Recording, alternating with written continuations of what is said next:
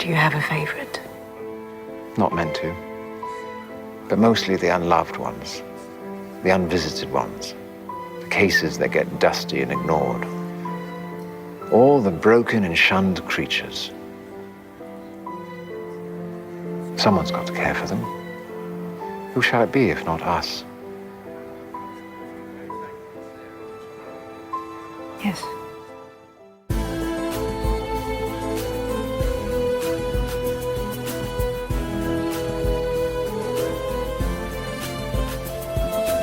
Welcome to Rune Soup, a weekly podcast about magic, culture, and the very best new and old ideas for living in this world. Coming to you from 43 degrees south on a small farm in deepest Tasmania. My name is Gordon, and I shall be your host. This week, I welcome both to the show, and in a first, the actual farm, my new Huon Valley neighbour, Avalon Cameron. Avalon is an hereditary witch, professional tarot reader, teacher, and most recently deck creator, among other things including vlogger and bringer of wine for daytime drinking. She is also, I'm extra pleased to announce, going to be emceeing So Below, which is the astrological magical event myself and Austin Coppock will be holding in Melbourne on November 24th. It's already more than half sold out, so if you are keen to come and hear us talk and then indulge in some of the inclusive drinks, details are in the show notes or at the top of my Twitter page, which you should definitely know how to find by now. Quick note before we begin. I tried something new, I suppose, with this recording, which is basically Avalon and myself wandering about the property with a glass of wine. This mostly worked, although there are one or two moments of wind sound that I managed to reduce but not completely remove. There are also gates and chickens and streams and a few other things, but hopefully that all adds to the ambiance. Enjoy. Avalon! Welcome to Chiswick, neighbour. I'm happy to be here in the sunshine with the chickens. Yeah. For people listening, long story, making it short. Avalon's recent arrival in the South Huon, I suspect, has increased by 100% the number of magical practitioners down here. So, God, I hope so. Yeah. Well, we've almost got enough for a convention. This is brilliant. It's exactly what this paddock needs. As I stare at this open paddock, make it a convention.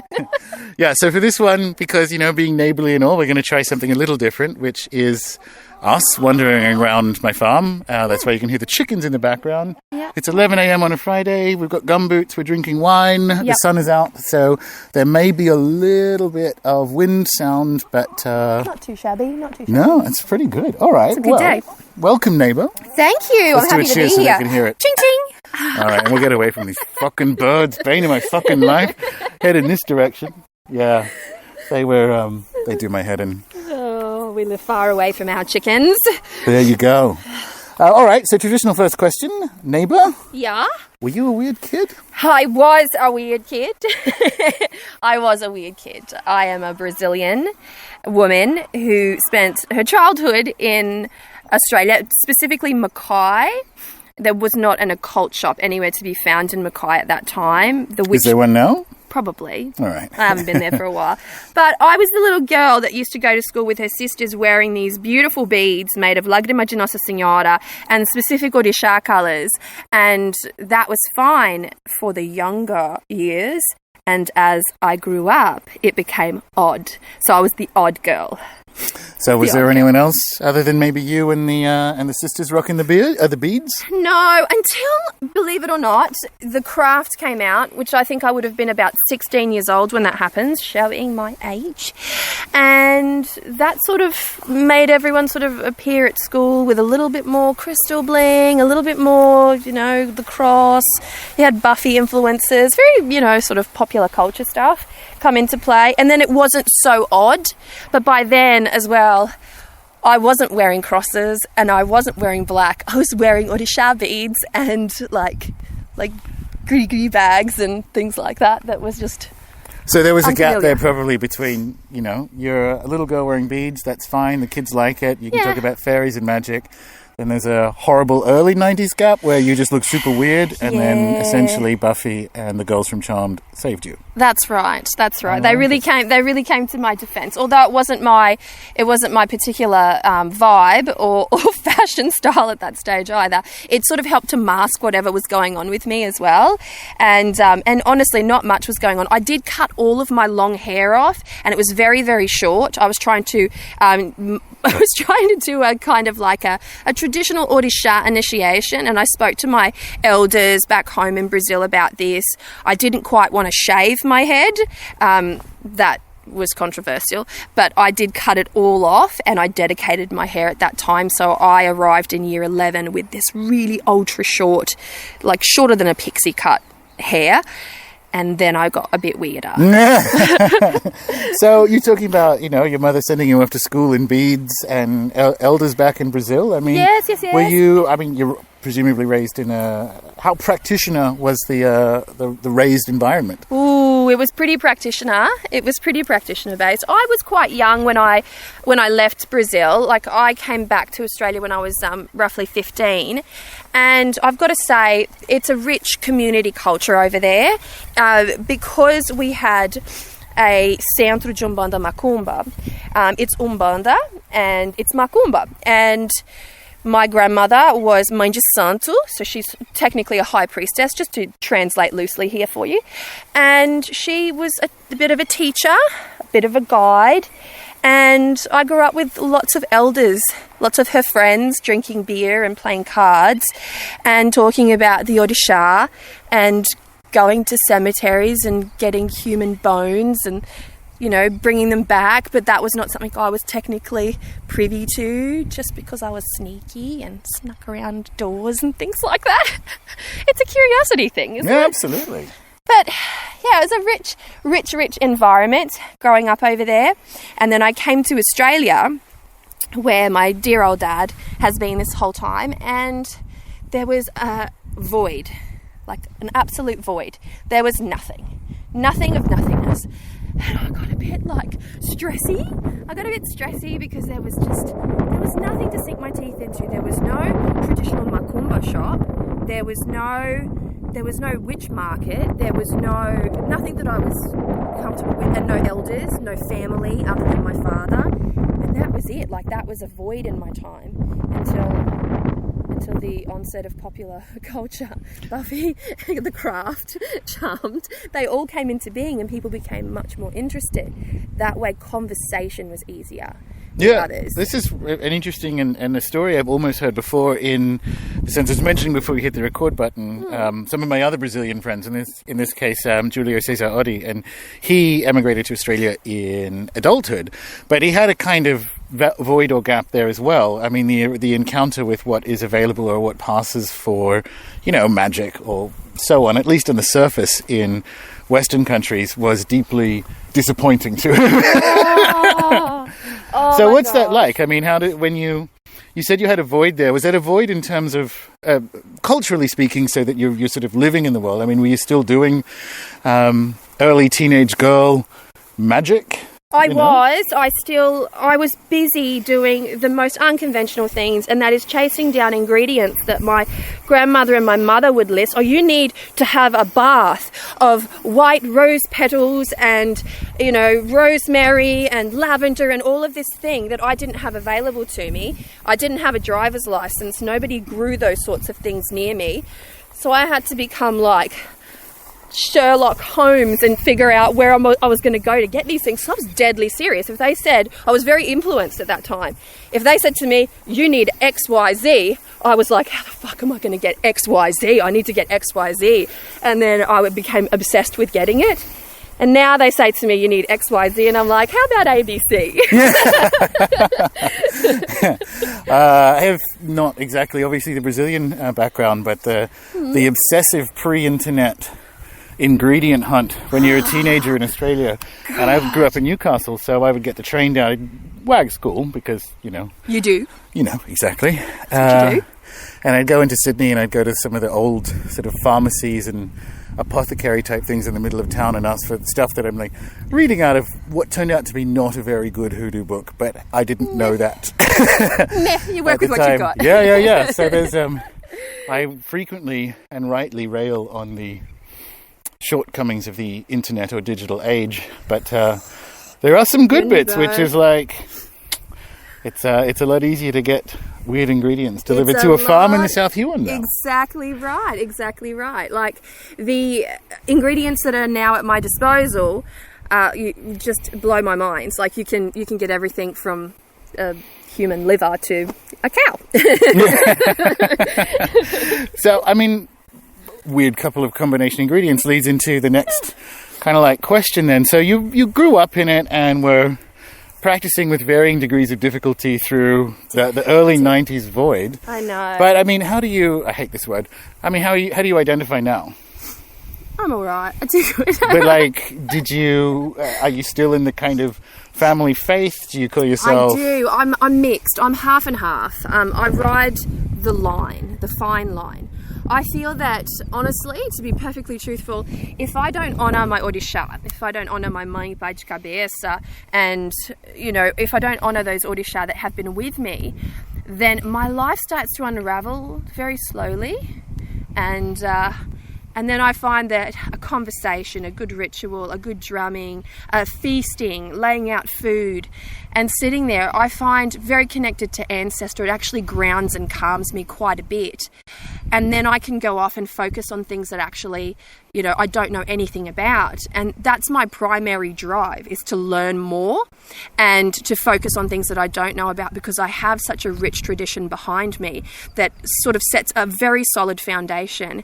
And I also love the mirror aspect of looking at practices and going, I used to do that when I was 5. That's got a name where I come from. And, there's so many parallels.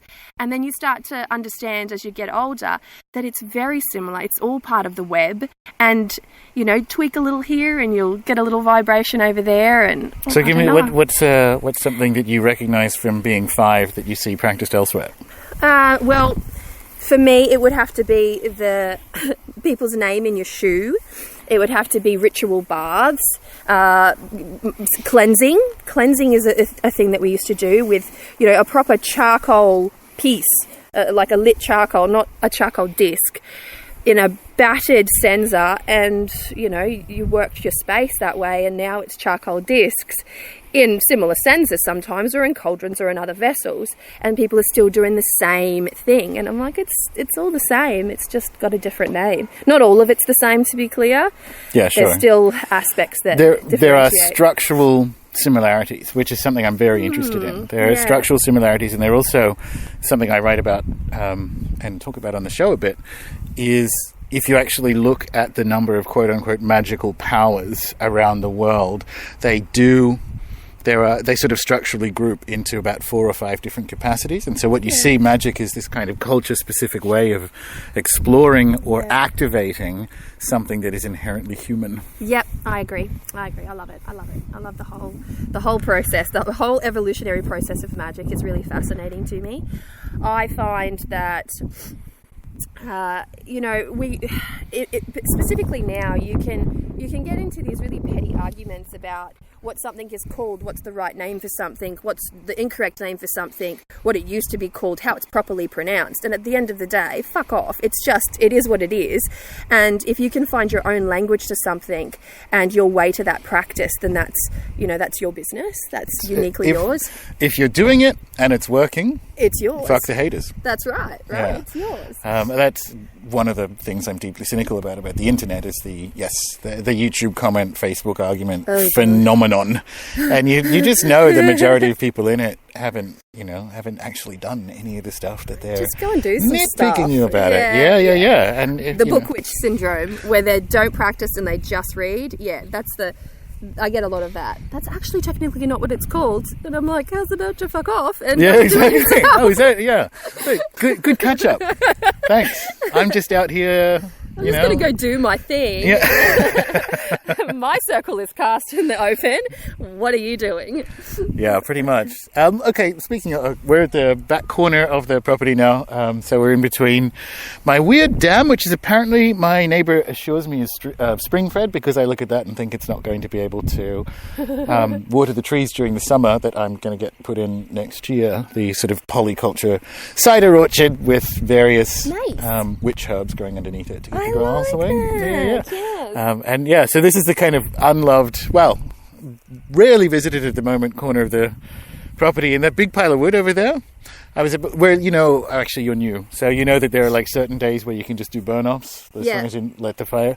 I was going to do that, and then my neighbour's like, oh yeah, the previous owner just like had a dead sheep that he put in the corner and mounted wood up over it, and I'm like, that would smell kind of weird, but and how long ago did that happen? A couple of years. It'll just be bones now, right? But it's also so I could remove them. Yeah. But if you want to dismantle that snake habitat for me, no.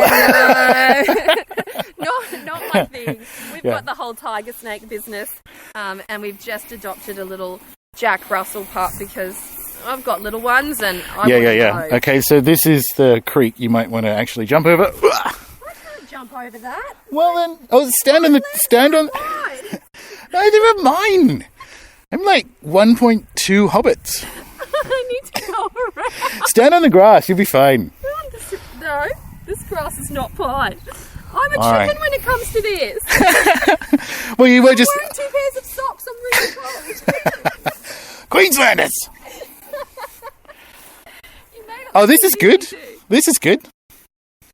You say that, and I still don't trust you. Oh, okay. Yeah, you're good. Yay! All right, we found a way. It's early spring here, so there's lots of rain, and the ground is squishy for people who just listen to that super exciting adventure of 2 very seasoned farmers. Oh my god, I'm so out of my depth. Well, I kind of want to pick up on the career, but we have to talk about this now. What was your first night like? I was terrified. Your first night like? when you finally got to the property down here, what was your first night? Because this is the first bit of property I've ever owned. I didn't actually think I ever would. Congratulations. Thank you. And when we first moved here, because we got the guest house, it came furnished very poorly, and it's all gone now. We're doing it up to turn it into the Airbnb. Nice. But that had stuff in it, like that had an old fridge and an old bed, or 2 single beds and whatever. So we could stay in that. And we'd driven down from the mainland with a car full of stuff. You know the story. As you do. And the main house was empty. So I'm staying. This is the surreal bit. So the first time I've ever bought a piece of land that includes a house, I'm not even staying in the house. I'm staying next to it. But I got out in the morning the next day, and from the bottom of the property you can see the whole thing, which is great. And I'm like, what the fuck have I fucking done? What have I fucking done? What is this? What was my thought process? Yeah. Like now I have to work out how to do all these things that we were keen gardeners, we still are, but like scaling up from that and I'm just looking at it going, what have I done? It's more space, isn't it? Yeah. It's more space. I've got to say, when we first got here, and we did the same thing, I drove down from Cairns, took it like really slowly, and was rocking 2 cars, and so I constantly drove, my husband constantly drove, and we finally get here. You have to jump off the boat at some ungodly hour of the morning and be somewhat, in a frame of mind that you can navigate a car, and everything was so fucking dark, and I was like, when does the sun come up? Completely forgot about seasons because I come from far north Queensland. Yeah. And I was like, how am I going to do this? Is there ice on the road? I was very panicky. And finally got here and had my first night, and I woke up the next morning and it was frost and mist, things that I know not of. And I looked around and went, this is amazing. This is perfect. This is exactly why I came. Like, better than I thought that it would be. And I'm so excited to brush my teeth on the water tank. Like, that was the most practical we live completely off grid, just to point that out. And we have a pump that pumps our water into our kitchen sink. But we try not to run the pump a lot because we're at that time of the year where it's pretty cloudy. You want to try and make sure that your solar input is like strong and you're not using it frivolously. So we have a little outdoor, very icy cold tank. And it's just, you stand there and you just brush your teeth. One of the most mundane chores or tasks or self-care processes, and you just look around and I see nothing but trees. I hear cows in the distance. There is something that's either a crow or a raven, I'm not great with my bird identification, that comes over, and I'm like, wow, how did I get here? Like that's, you must have had that moment of like, whoa. Oh, look, everyday sins. It's weird because my emotions were in kind of reverse, so I had to come by boat. It just felt correct. Yes. To arrive on an island by a boat. Rather than, because we really only had a car's worth of stuff. So, I mean, I was going to move down here. My partner still works on the mainland and comes down fortnightly. So I kind of needed a car and stuff, but I always wanted it to be by boat. And we were early January, which means, owing to the shape of the Earth, the sunrise is early in the summer because, and so the sun was coming up as you sort of hitting this island, and it was just astonishing. Like coming into Devonport, which is a dull town, fair enough, but like you can see as the sun rises, just like a true like boat experience, the land kind of appears on the horizon and it gets closer and it's quiet and the sun's coming out, and it was just perfect. So I loved the arrival bit, and then on my first day I'm like, what the fuck have I done? What am I doing here? But every day it's weird you talk about the things that I wanted about this too, which is essentially the cold and the fact that I can see snow from my house. I know. I see Hart's Mountain from my house. And it's such a, I can't even put it into terms that I came from a completely tropical place, a place where in summertime you still wear your tank tops and your flip-flops. And there in wintertime, sorry. Yes, thank you. And just coming down here, I didn't even have the right kind of coats, and I didn't even know what kind of cold to brace for. But I just went there and I just did it anyway, and I was just like, "Fuck it." People are like, "It's really cold down there, you know." Yeah, and I was like, I know how temperatures work. Thank you for Thanks for the that. update. Like, I'm really excited just to, I don't know, have a season to look at, a seasonal change. And I find that my own personal rhythm, I have to have a cycle to follow just naturally outdoors. It can't be governed by any person. It has to be something that I see around me, and I find that sleeping is better for me down here, infinitely better. Cheers. It's amazing. And just waking up and feeling genuinely refreshed, and then looking at all this like nature, it makes you very grounded, very practical. So I notice that while people on the internet are talking about the Sephora witch kits and things like that that are going on, I'm like, I just ran out of water in one of my water tanks, and I need to get 2 more tanks, and I need to do that before summertime comes, so I'm equipped.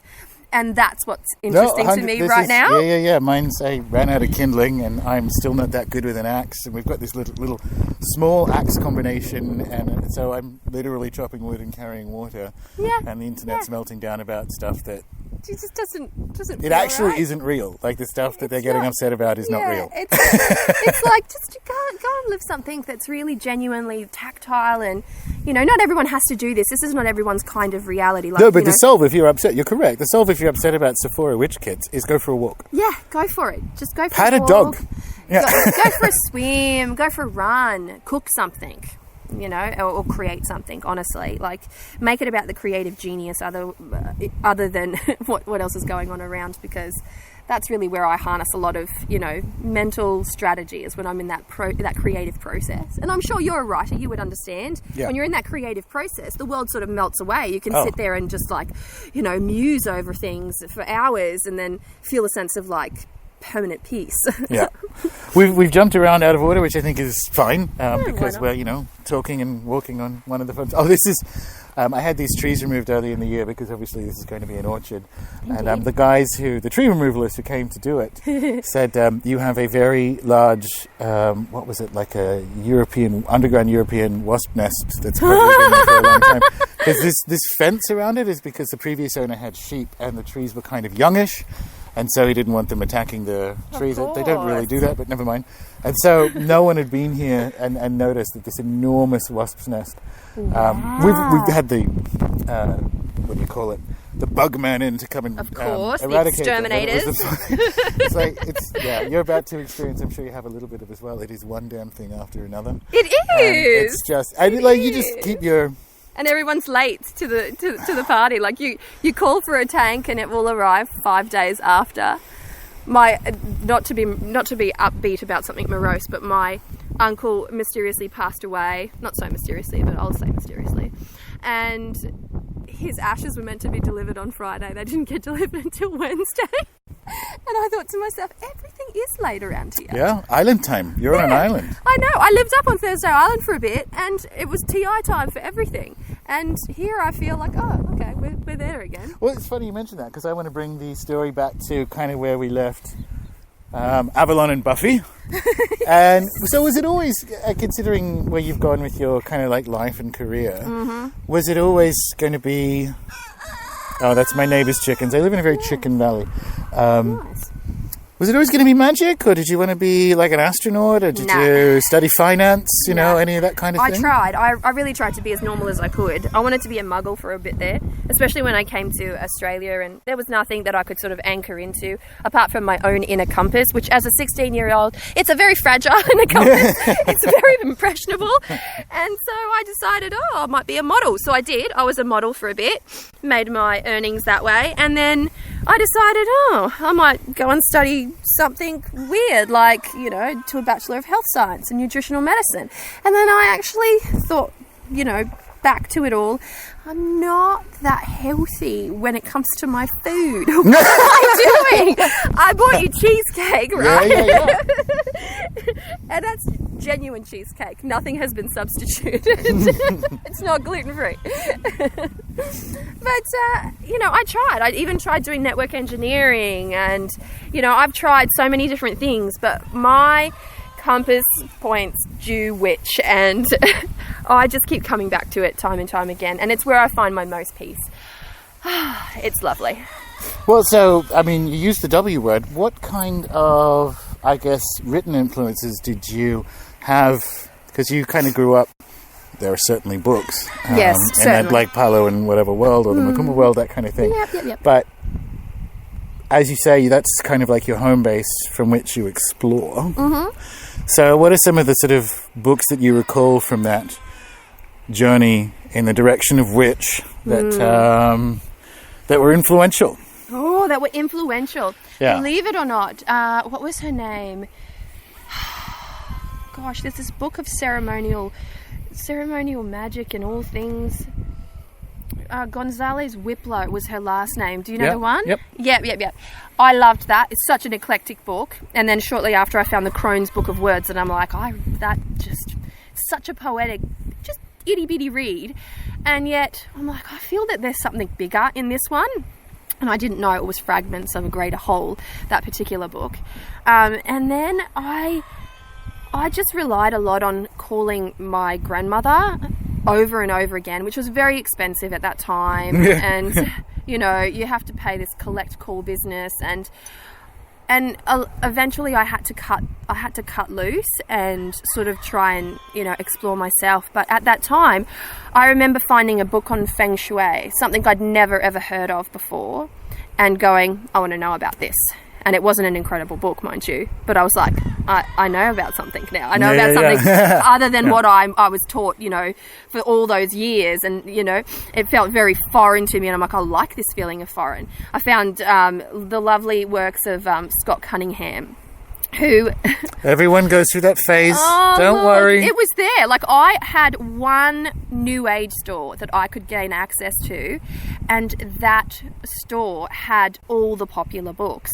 And I had to be very discerning, because there was a lot of Silver Ravenwolf at that time as well.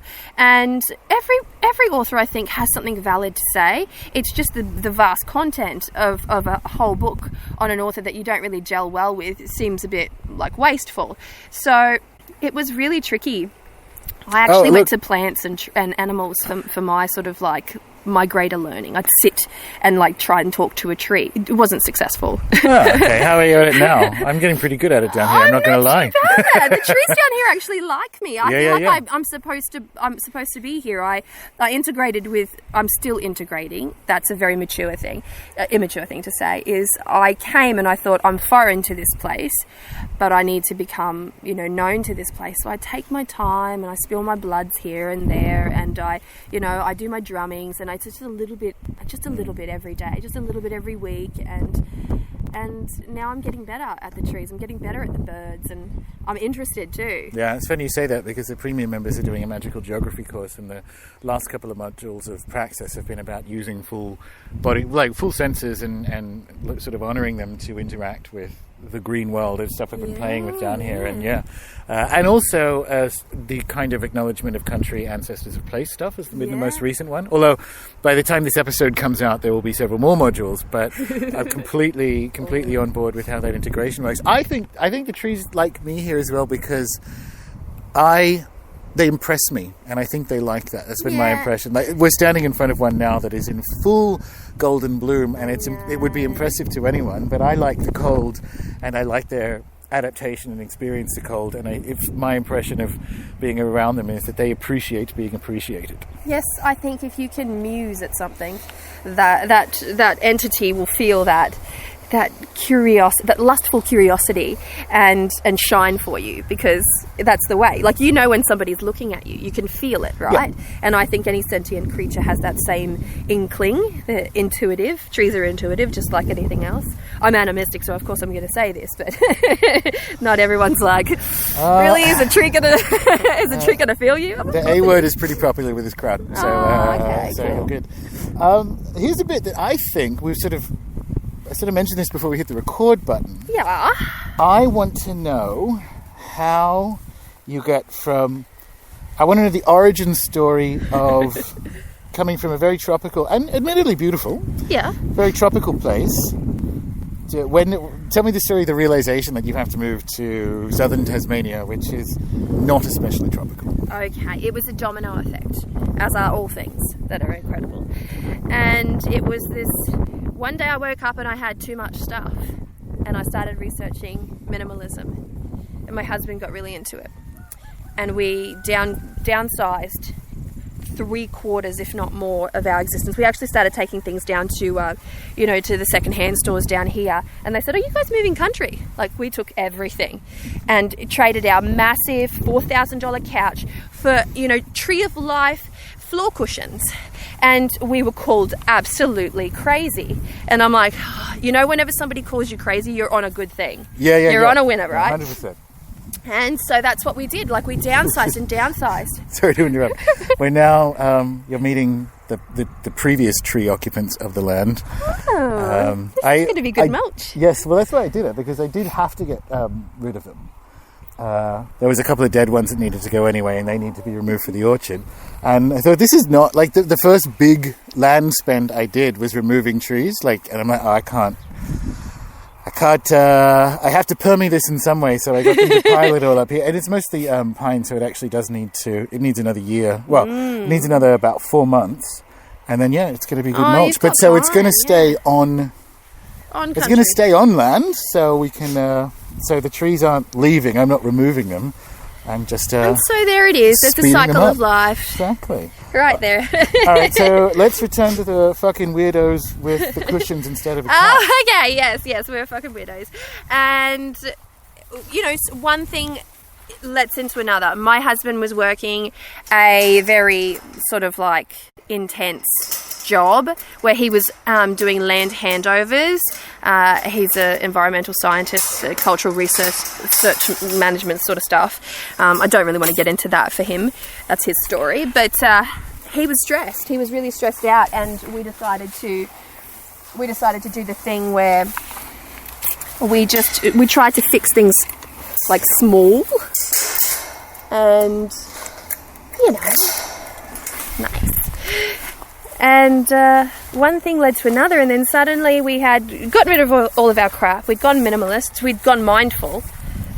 I quietly loved this transformation because I managed to get him into yoga, and I'm like pushing him into something that's more self-aware, something that's a little bit more spiritual, because he didn't have a creative or a spiritual outlet. And I don't feel like it's my responsibility to bully anyone into any direction, but I think that a person needs something more to grab onto, and that something more is unique to each and every individual, but they need it. It's a vital component. Creativity and spirituality, vital components. And so he got into yoga and he got into all these other things, and I'm thriving in my own way. But there was something still amiss, and we've owned our land down here in Tas for 8 years. Really? Yes, we have. Oh, interesting. And it was always a backup. It was always our backup option. Like, if shit goes bad, Okay, so let's do that. am I even getting the proper origin story? Like, why did you buy in Tasmania and not live here? Was it actually just a backup, like, not, I don't want to make it sound creepy, like preppy end of the world stuff, right? No. But because you obviously both like it, if he's an environmental scientist. Like, what was the decision making to, like, we should buy some land? Why don't we buy some land in southern Tasmania, even though we live in tropical Queensland? We were, at the time that we bought the land, we were actually living on Thursday Island, and I just had my eldest daughter, and my father called me up and he said, I'm going to float you an idea, and how do you like the idea of a family land? And I'm like, I fucking love that idea. I think everyone should have family land. Like, what the fuck? But he's like, okay, so I'm looking at a block of land in southern Tasmania, and it's very reasonably priced, but it's completely off-grid. And my husband and I talked about it for literally 10 minutes and went, we'll just buy some, hey? Yeah. And we all threw in and we all bought 28 acres. And with no expectations, just like safety net for any kind of occurrence, and or something to give to the kids, or, you know, very, very broad ideas. For you, I mean, was that intellectual? Because I'm going to tell you my story once we get there, but did you feel the pull of it? Like, was it intuitively like, when that phone call happened, it was like, there is something about this opportunity. Yeah, but there's something about this odd suggestion, although I would have been on with a family land situation as well if my dad rang with that. But there's something about this odd situation that feels right in the future. Like, was there an intuitive component to it? There was. I actually said to my husband, this is the thing. This is the thing that we need to do. And I think we should just do this thing. And we'd always wanted to own land. Everyone, you know, wants to own land, whether they realise it or not. No, everyone but does. We wanted to. We're very fortunate. And we were all the way up on TI and went...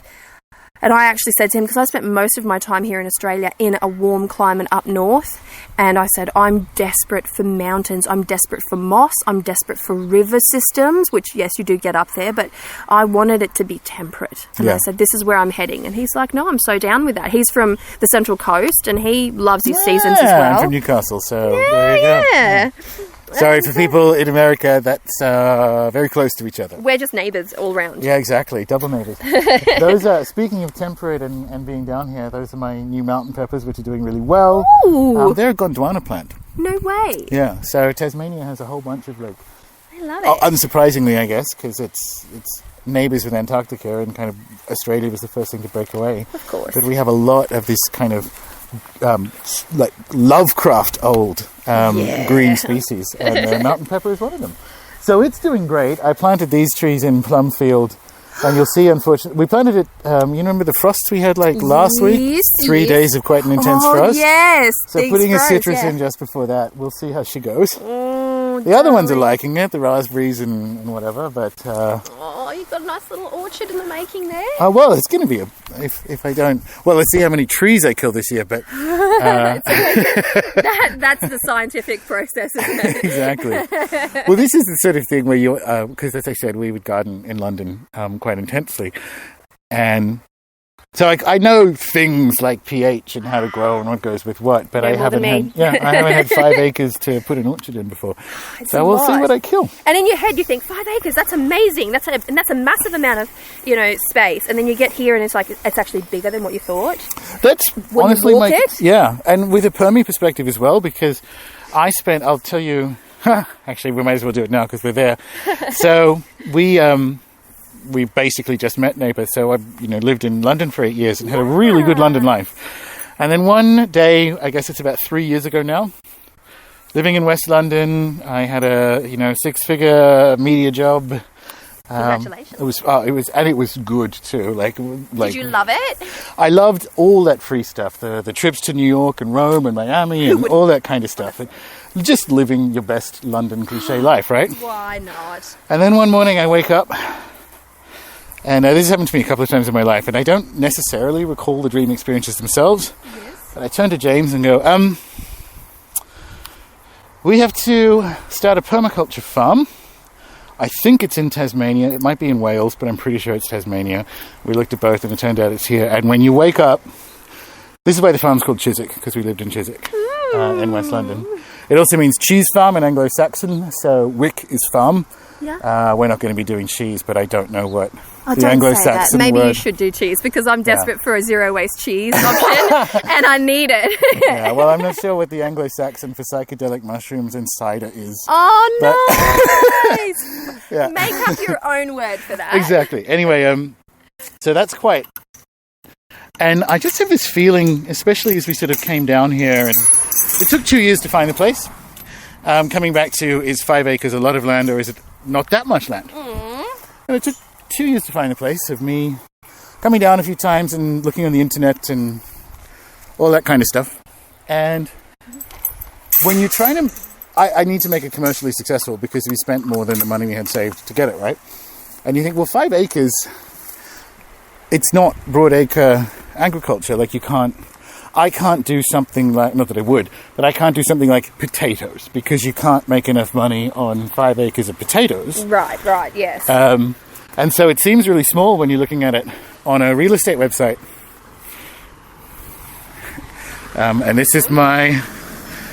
Thank you, lovely. Have a lovely weekend. You too. Oh, So we just had, for people listening, like the quintessential small town neighbour experience. That was my postwoman, and we're just walking down my road, and she drove by and just hung the mail out the window, and I picked it up. So yeah. As we walk along the road with empty glasses of wine. Yeah. We should do something about the emptiness. I know. Yeah. But yeah, so coming back to it, it looks Yes. small on a website, and then you get here and go, it's actually That's more than I can handle. it is a lot bigger than a West London garden. Oh dear. Well, we had a very, very small space in Rio growing up. My garden strip was probably this. That's not going to help. Maybe 5 meters by 1.5 meters, right? There you go. Yeah. You only grew what you needed to use for, medicine and magic, right? It was very specific, but everything else was concrete. So you sort of make do, and I find no matter the space, you will make it happen. I'm very optimistic about that. I have this feeling, and I was just kind of way I wanted to know what the Yes. intuitive sense was when you got that call from your father, because I don't want to sound messianic or anything lunatic about that, but Tasmania is complicit in my being in Tasmania. Yep. Like, I feel that part of this was not my own volition, and my first memory of realizing I want to do this was waking up from a dream. So something has happened in the deep unconscious that sort of set off a depth charge that ended with us being here. And I'm just wondering if that matches. If I can just speak very openly and very fantastically, when my father called me about this option to buy into a plot of land, family land, of course, which is dazzling an option, he may as well have been Gandalf standing in front of me going, what do you want to do? And I'm like, I want to do that thing. Like every part of my being wanted to do that thing.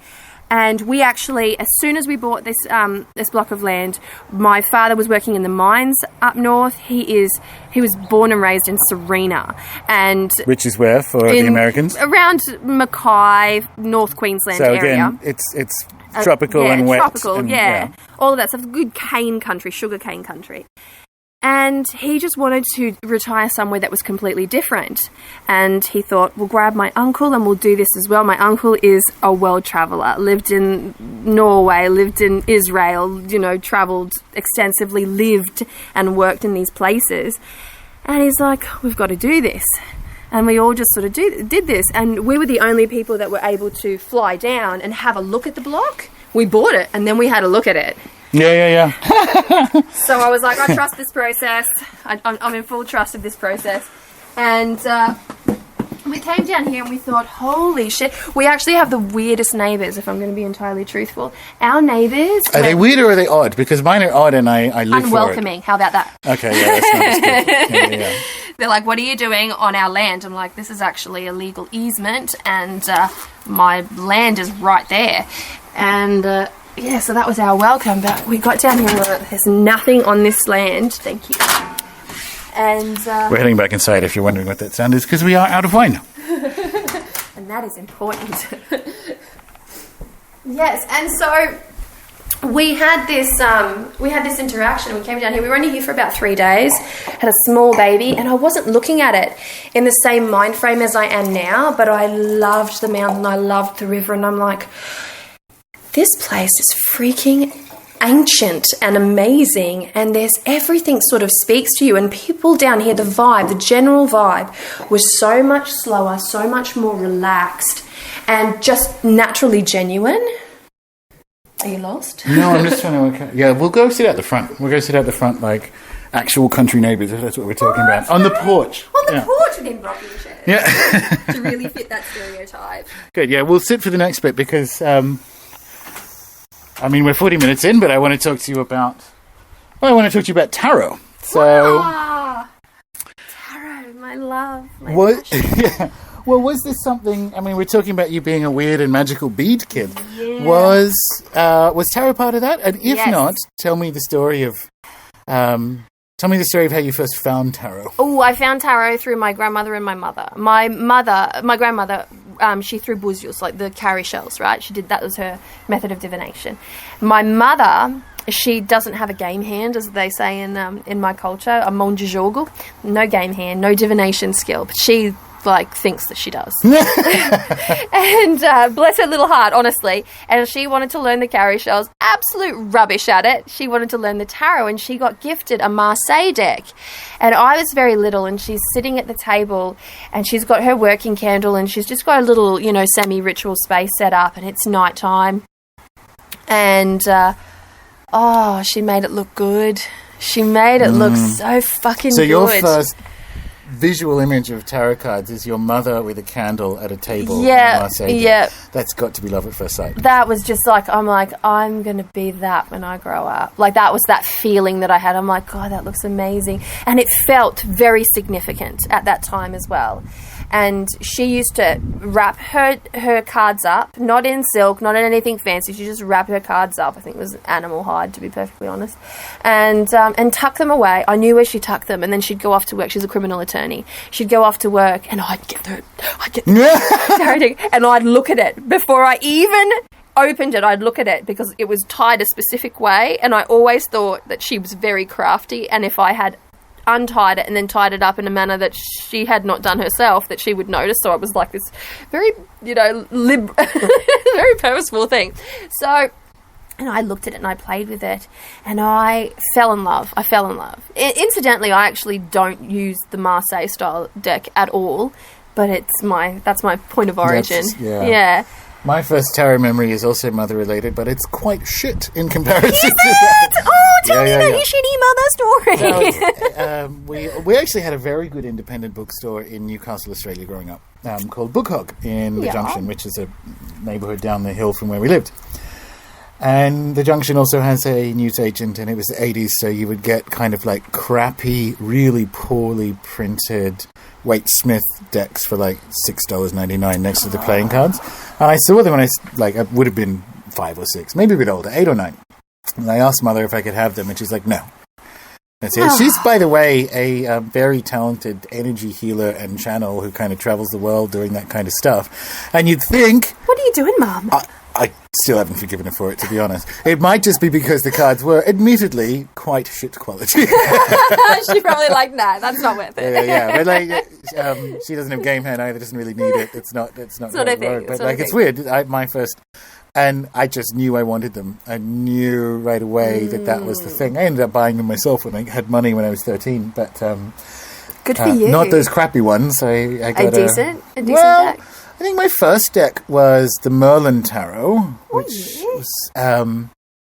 Because funnily enough, although Newcastle isn't tropical exactly, it's at the edge of subtropical. It's warm and hot, right?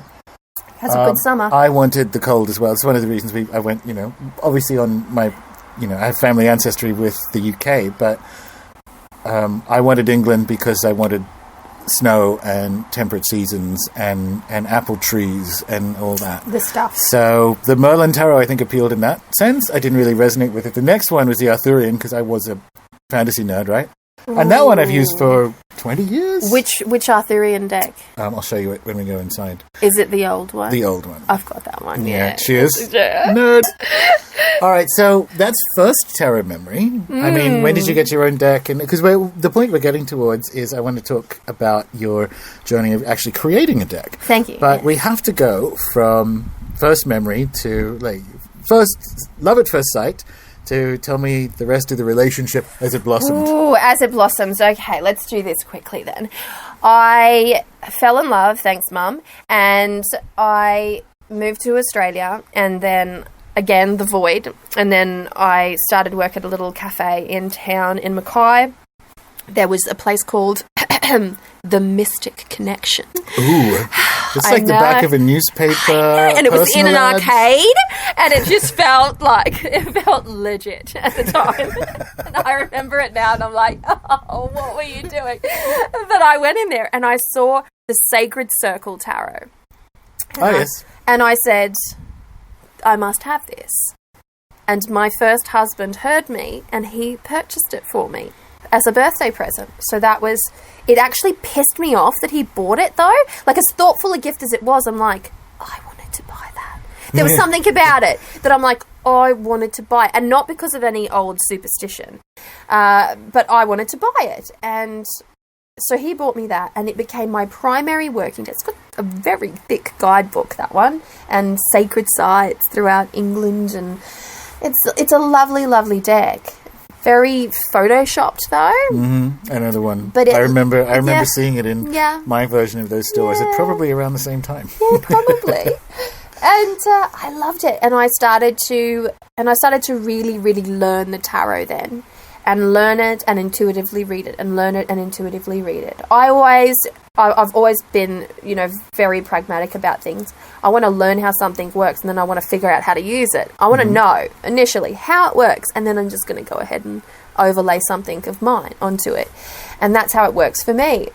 And I started off with that, and then I slowly I bought a Waite Smith deck, like a genuine Waite Smith deck. And I'm like, how do these two differ? Exponentially. Quite significantly. And how did that, sort of like parallel to my mother's Marseille deck, go exponentially, as it would seem. And I loved the Rider vibe. I loved, Pamela Coleman Smith's, like, weird artwork. It is weird. All the yellow. Just much yellow. Like, what? But I didn't appreciate why you like it. It's the opposite to me. Like, I see she's a good artist. Yeah. I just can't get it. It doesn't work for my unconscious. Really it's not a deck that I could actively use. I have to use I use the commemorative edition if I'm using a Waite Smith deck, and it's much more subdued tones. Mm-hmm. But yeah, the genuine one. But I thought this is a good deck to own because all the books used it as an example, right? So I started learning, and so I would say that I'm much more of a Waite Smith style reader because that is the system that I have spent time learning. Love Thoth though, like that's a sexy deck, isn't it? And its own process, very high magic in its way. But I've always resonated more. And then after I collected more than 1,000 tarot decks, well, you can't just leap past that with half a sentence. Yeah. But I mean, was it like meth? Were you spending your whole paycheck on tarot? I was actually getting them secondhand. Clever. Bookstores, I'd go into op shops and I'd be like, there's a deck that I don't have, there's a deck that I don't have, there's a deck that... And then I started to buy them. I started to... Thank you, Book Depository. Shout out to Book Depository and to Amazon at the time. And they finally got to me. And do you mean the fact that it's really super difficult to buy secondhand stuff into Australia now, which fucking kills me? It's really hard. Because mine are all weird old, like... 70s versions of folklore and archaeology, even mid-20s. There used to be 1 cent or 1 pence plus delivery, and it's not even Amazon's fault. It's actually the Australian book publishing industry's fault, and I'm super dark on it. But for people who are not feeling our pain, it's now essentially impossible it is impossible to use Amazon from Australia on anything other than Amazon's own website. Yeah. As Amazon.com.au, so I can't use the US one or the UK one, which is a mess. So I will, after we get off this call, there's a couple of companies in Portland, run by Australians, one of them, that will allow you to kind of like drop ship. You can use their address to send stuff from Amazon.com to them, and then they bundle it together and send it to you in one package. So we can continue to get our fix in and support some Australians living in Portland. So there you go. That's it. I've got to tell you, like, it's a love and it's a passion, and I had acquired so many decks, and through various means. Some people would actually come and visit me, and they're like, I didn't know that you liked tarot. I bought a deck when I was blah blah blah, and then blah blah blah, and it's here. And I'm like, okay. Do you want to? They'd offer it to me, and I'm like, deck? Yeah. I'm like, okay. Especially if it wasn't in my collection already. If it wasn't my collection, I'd be lying if I said I still didn't take it. Oh, obviously. And I amassed a collection. When I moved down to my dramatic change of life, I booted my default life concept, and I moved from Cairns down to Tasmania. I offloaded, and I'm actually going to share something individual with you here. Nobody knows how many decks I've ever had in my collection. The number would be close to 3,000. Holy shit. And that's collecting over a very long time. A very, very, very long time, methodically collecting. I now have just under, I'd say, 500. Oh, so you live in a tiny house, but still... My husband's still dirty about having to transfer. Still have 500 tarot decks. He was so dirty about having to transfer. That's why we had 2 cars. Yeah. And I volunteered. The Tarot-mobile, of course. Yeah. All my stuff was in my car. All my witchy ephemera. He's like, right, if you're going to take it down, then you're responsible to carry it. And I'm like, that's totally fine. There's such a thing as audiobooks, and I'm going to be riding in a car with all my witchy ephemera listening to, Neil Gaiman. Yeah. Well, that's quite the drive. That's like an Addams Family car situation. Well done. So literally you live in a tiny home. I do. So where is it made of these 500 decks? I mean, where are they now? Literally made. Yes, exactly. No. It is made of, I want to say, oak ply or something like that. It's a shed, and it's lined beautifully with ply. My father actually made it by hand. Oh, beautiful. And not the shed itself, but the inner in the inner workings. It is a kitchen, a very tiny sitting area for dining, and a bedroom. We currently sleep on Wanderer camping mattresses on a carpeted floor, all 5 of us in the one space. And it's the best night's sleep I've ever had in my life. Good. I'm not into co-sleeping. I'm not that type of person. I would love to say that I am, but I'm not. I like my space. But as it turns out, we've got an Essie stove, and it puts out so much warmth in there, and the sleeping is amazing. And so for the longest time, everything that I brought down with me wouldn't actually fit in our tiny home, and they were just in boxes in the sunroom, and we were just dying to get it sorted. And we simultaneously bought a little farm about 1 K down the road from us, and it's only on 1.5 acres, and it's got 2 giant hot houses on there. Oh my god, I know the one. I looked at it. This is the dumbest thing. So there's another, I had to interrupt this otherwise fascinating story, because there's actually another person in the weird world. She actually organised my event I did in the Blue Mountains last year. And her and her partner bought a place on the other side of the river up where the fancy people live, just outside Cygnet. Oh. But the house she bought was one I looked at on my 2-year quest to find where we were supposed to be in the Huon. And I know exactly the piece of land you bought because I went and looked at that. And it's kind of that weird triangle shape, and there's housing approval for the top of the property. Did Chris Duggan show you? Yes, Chris Duggan. Did Chris Duggan show you the plans? Chris Duggan. We're all buddies. Cheers. I looked real close at that. You've chosen well. Well, it was. Sorry, this is boring for everyone else, but it's amazing because my new neighbour, we're looking at the same bits of land. So yeah, cool. Exactly. We're parallel. We must have known each other in a past life. Something like that. Past life in Tasmania, possibly. Possibly. Let's look into it. Drink it. Oh, rebel convict. I got so excited my mouth wouldn't say the words. That's so funny. But yes, this is what brought us down here. And then we got this little tiny home, and then unfortunately, as I may have mentioned already, my uncle passed away, and he had his own Nordic style cottage. He spent a lot of time in Norway, and he wanted to build everything of pine and very slick and very neat, and his version of Norway in, I want to say, maybe the 60s. And my father was they spent 3 years making it, and he just didn't want it to go unused, and he's like, you should use it as a workspace. And I'm like, I couldn't. Like, it feels creepy, to be perfectly honest. Like, he was a man and his cat and his banjo, and I didn't really want to go in there. And he's like, no, you need to. This is, explain to me the whys and the hows of it. And I understood what he was saying. He just wanted it to be filled with something. Sure. And so I filled it with all my fucking tarot decks. So there is somewhere in the South Huon a Nordic-style tarot shack. Yes. That's amazing. Yeah. And it's completely off-grid. And it's amazing. And that's... I got a Huon rebel weird. cat there that doesn't like me. And I inherited a rebel cat. And, yeah. Speaking of tarot, somewhere in between the journey from deck 1 to deck 3000, it must have occurred to you... Tell the story, like the origin story of you actually creating your own deck. The same thing. Like, it must have occurred to you at maybe deck number 70 of the 3000. I'm stubborn. I can contribute to this continuum in some way. I feel like it's something I want to do. So, like, tell that story. Okay. I'm of the opinion that if you don't see anything you like and you can't find it and it hasn't been made yet, then it's your responsibility to make it. And that was the thing. I'd owned all of these tarot decks and I thought, they're all amazing. They're all beautiful. They all give me something. But yet... there isn't something exactly my style out there. I've never picked up a deck and gone, this is my soul deck. I hear this concept of a soul deck. I think it's absolute rubbish, even when you create one. I'm not even that sold on a soul, but anyway. Well, there you go. And I just decided one day that I can do this. Like, I can do it. And the arrogant portion of my personality, which, yes, there is one, says that she can do it better. So I put a call out on YouTube for an artist, and I got so many amazing artists get back to me. And there was one artist in particular. She just dazzled me with her line work and her watercolor magic. And she's a Romanian-American artist who's turned out to be a very good friend. We've been working on this project for 2 years now. And she's got kids, I've got kids. Very parallel life, just live in different parts of the world.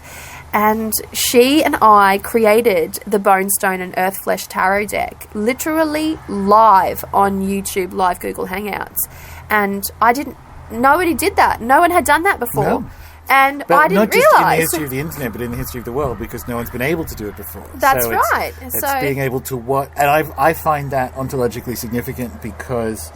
So with the premium members, the last quarterly course we did was on the Greek magical papyri. Nice. And there's an Agathos Daemon hymn that we all used together. And so there was about 80 of us in the first hymn and about 60 in the next.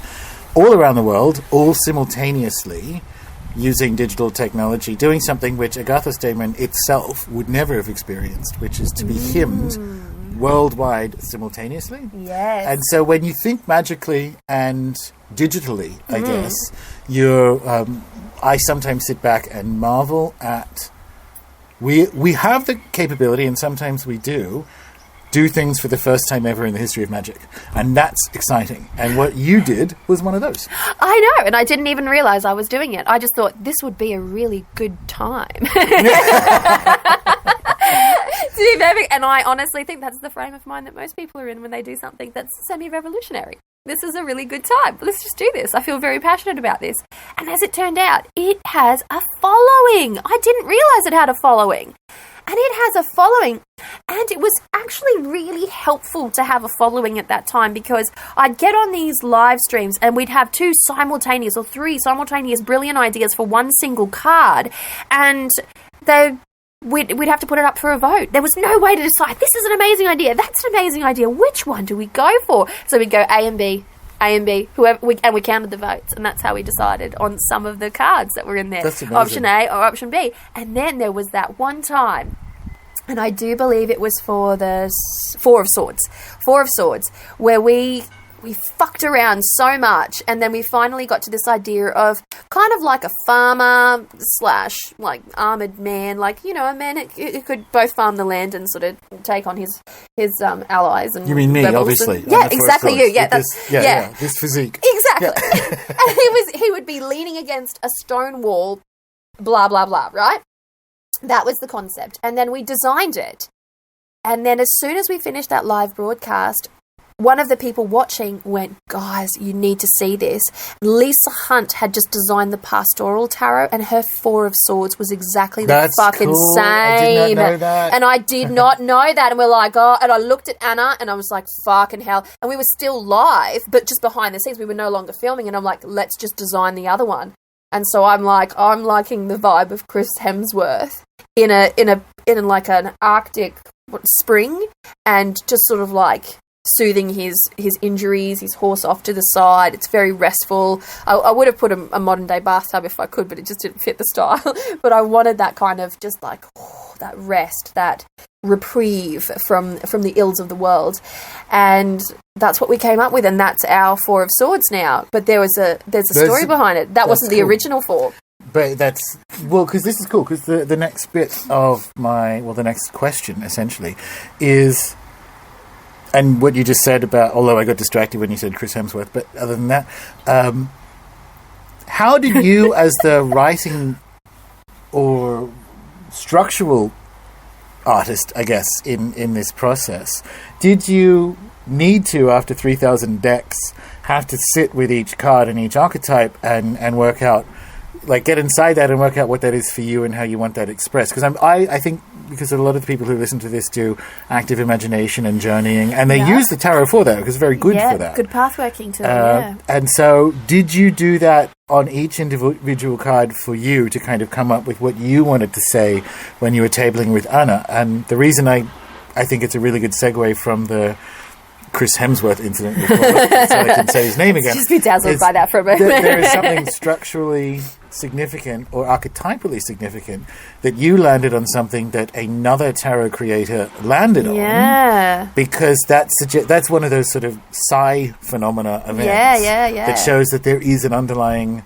structure to what is expressed in tarot cards. Yes, exactly. So that's my segue into, did you need to, or was it part of your process to actually, like, get inside each of the cards before you and Anna would do your creative work? Holy shit, yes. Look, there's a story here. May I bend your ear to tell you this story? Go for it. All right. So there's 78 cards in a traditional tarot deck, and I had quite a few of them envisioned in my mind for this particular deck. And now every time I work on a card, once I've cemented that image, I get another image, so I know that I've got another deck in the making, right? But that was the process. The very first time I actually sent her an idea, it was a meditation, because I wanted her to see what I was seeing. So I sent her through a type of path-working guided meditation so that she could see and feel exactly what I wanted. Now, Anna is a Gardnerian Wiccan, and her ability to sit in that path-working was very good. I wanted an artist that was at least witch, because I needed someone that could understand the language that I was aiming for here. And I sent that through to her, and that became our first card. And the first card that I worked with was the Hierophant. And that's a clever idea. Yeah. If you're requiring order and ceremony, well, there is a ritual to bringing this out in the correct way if you want it to land. Good choice. Hierophant, yes. Yeah. And incidentally, it's the card that I also find is so widely misrepresented most often, and I find the archetypal energy of the Hierophant throughout decks to be very lackluster for me personally. So, for me, I get a kind of... I get a benign project manager experience with the Hierophant, and I think I know what you mean. I think it does tend to be a bit too haughty and imperious, like an archbishop. Yeah. And there is something about... There is actually something caring in facilitating ceremony. Yes.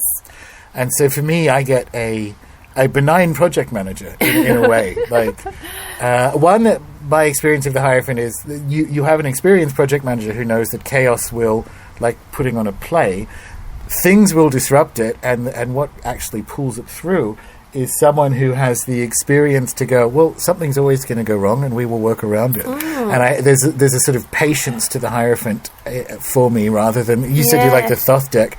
That's like a really bad execution from both Crowley's case and like, this is... The artwork is nicer, though. Sure. But, like, this is everything I don't like about ritual magic, let alone misinterpretation of the Hierophant. Yeah. Because for my archetypal experience of the Hierophant is more... it's more benign. I'm going to stick with benign project manager. I like it. Well, I see shaman Okay. For me, it would be shaman, and more of a vessel of wisdom rather than the actual, generator of wisdom, the vessel, and an ability to palatably hand out wisdom or convey wisdom. Thank you. That's the word that I was looking for. And that's not all that I see in the shaman, but let's just glaze over that for a minute. But it's the Hierophant is so you see the Hierophant as shaman, but shaman is bigger than Hierophant, just so people know. Yeah, I like it. I'm there. It's a little trip out, but the best way that I could put my version of a Hierophant is it would have to be in the shaman. And I spent a little time with shamans in South America, a little time, and I loved their way. I loved this one individual's way. I can't say they're in the collective, but I had that little experience, and I thought, this is a teacher, a genuine, honest guide and teacher. And I see a little bit of that. And within the archetype of the Hierophant. And I loved that, and I wanted to be able to convey that and throw a little honour in that direction at the same time. So I made him a shaman, but I made him a her because I just felt like it. And I made the Emperor a her as well. Fucked so many people up. Really? Yeah, like you cannot actually tell if it's a him or a her. Just long blonde hair. And, like... But, Oh, yeah, I know, and it fucked people off, and I thought, oh, I like it. That's dumb, isn't it? That's the stupidest thing.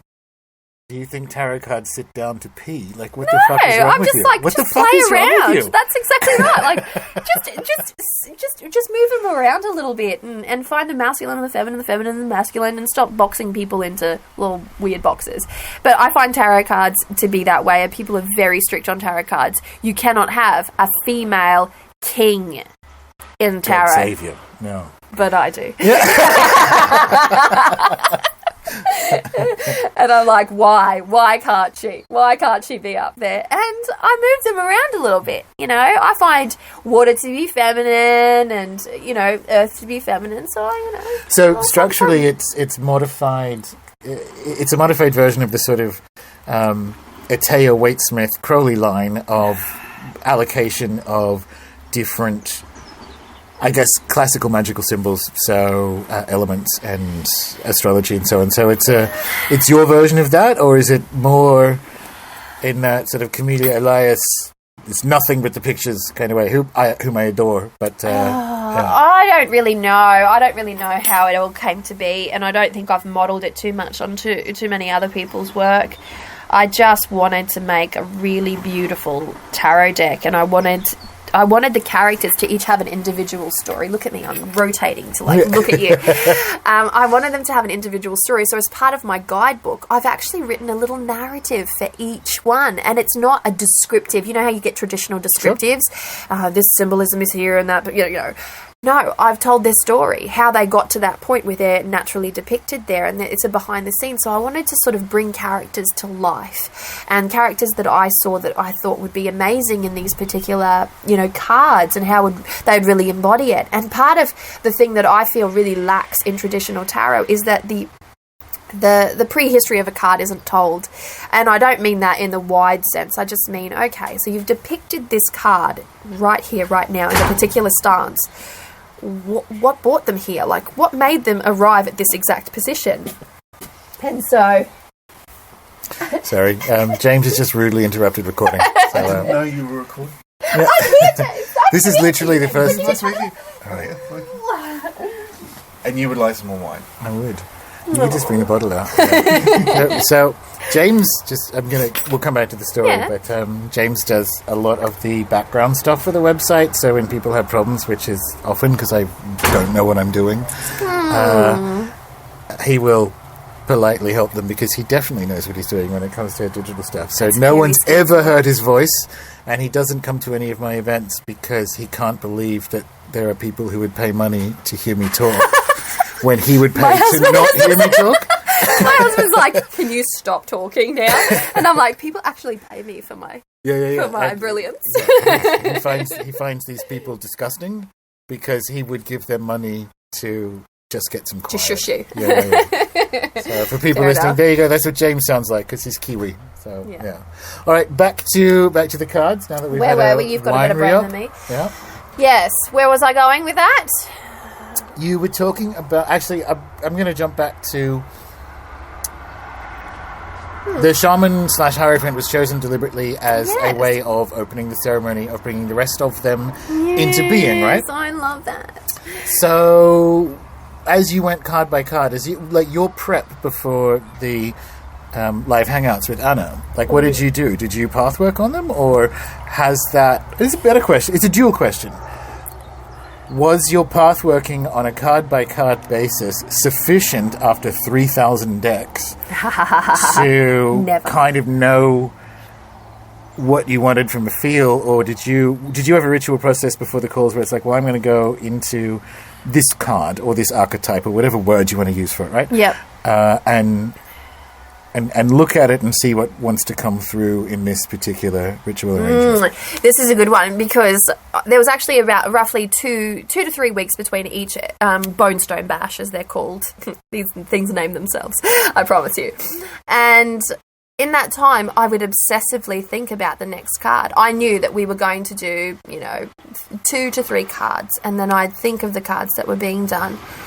And my idea was to be able to write simultaneously as I was envisioning these cards. I was going to be writing about them, and that would be much simpler. But no, that's not what I did.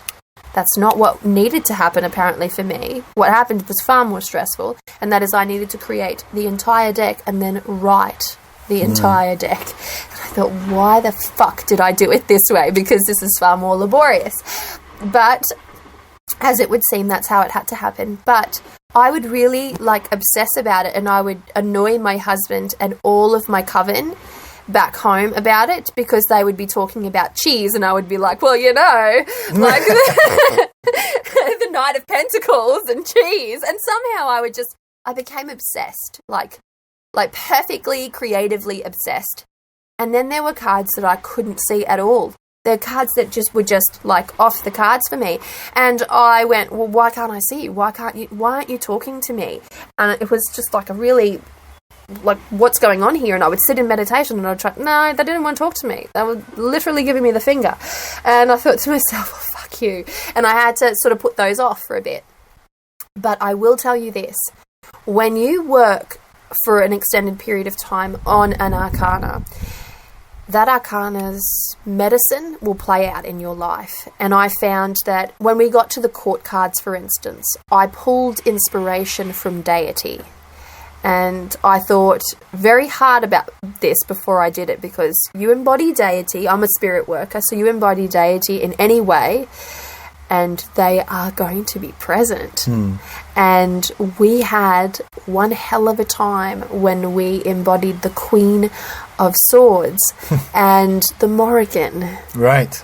And people's bones were broken. Artists were thrown downstairs, and we had this just very interesting occurrence. And we found that when we hit the court cards, things got really interesting, because of course I had this really wild idea of using, more deity archetypal energy. And I was trying to be extremely specific, going, these are not the deity, these are just inspirations. And that's what I was saying to the Bonestone tribe. And that's not exactly what happened. What happened was that each and every time we'd design one of these court cards, the deity would become ever present, not just in my life, but in my artist's life as well. And we would have these ridiculous conversations that I swear you would never have in public, or people would lock you up.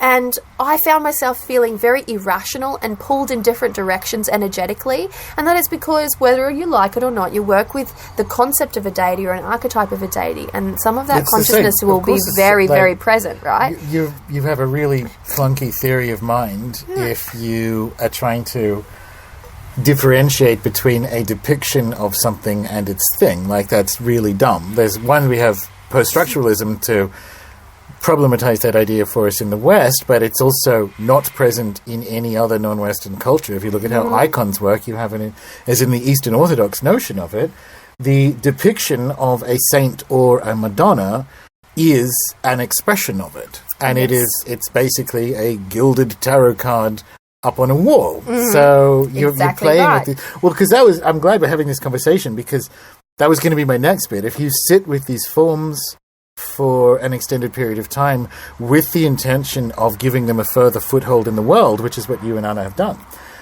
was it just the kind of wrangling of the deity crocodiles into the boat of the court cards, or are there other, and dare I say more benign rather than the Morrigan Queen of Swords example, was it transformative in pleasant ways when you hit some of the quote-unquote good cards, or even just in general? Good cards. Yes.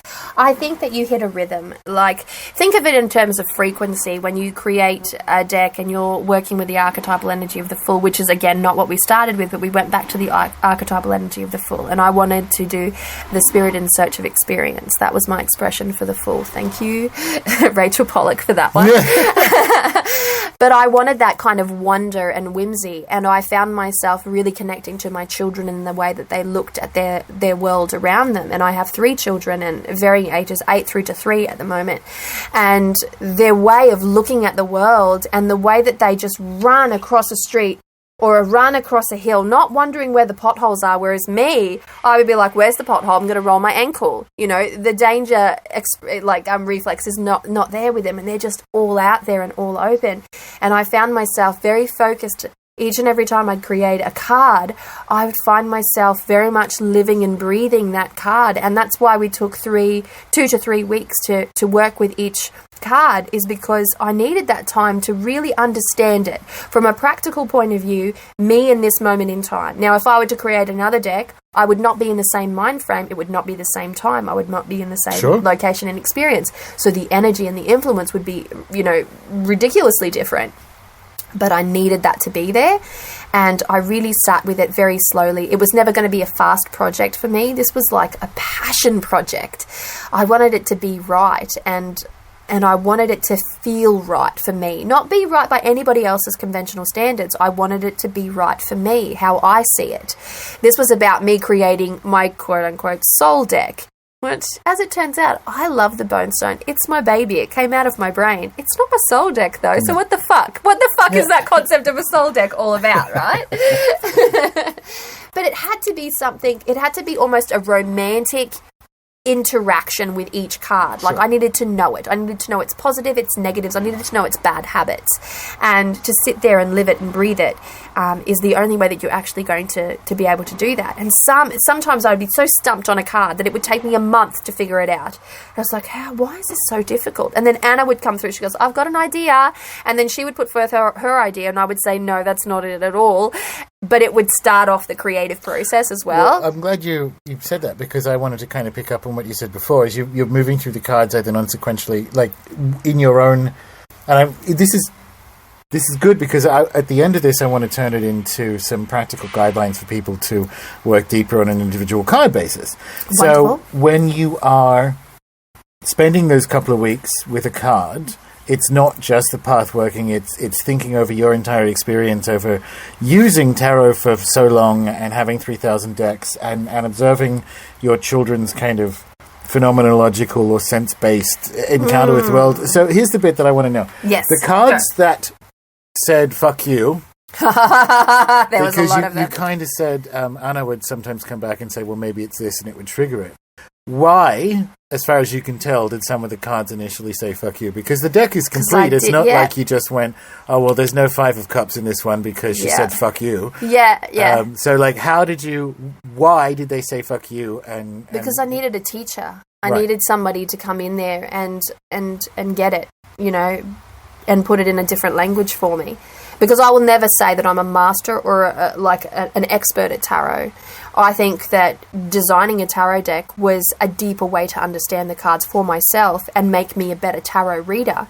But am I an expert? Fuck no. If I ever say to you, Gordon, now that we're neighbours, we're going to hang out and stuff, drink wine at like 11 o'clock in the morning. Yeah, but if I ever say that, thanks. If I ever say to you, I'm totally an expert now, like, slap me in the face, because that's never the case. I think that when you start calling expert on things that you've forgotten something.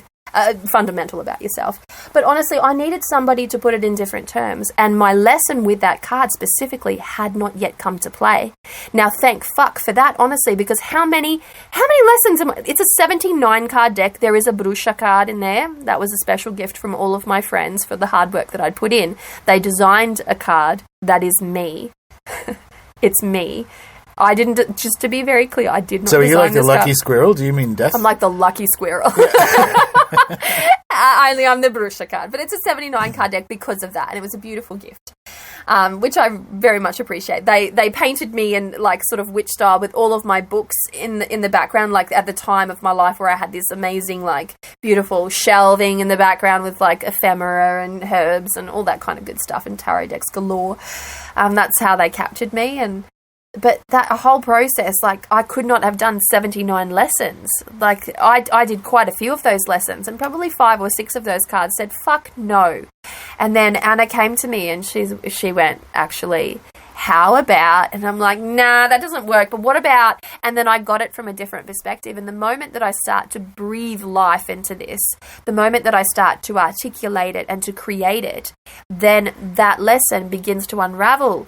And I tell you what, it had me simultaneously scrambling like a fucking witch, going, I need to do a road opener. Oh my God, I'm unprepared.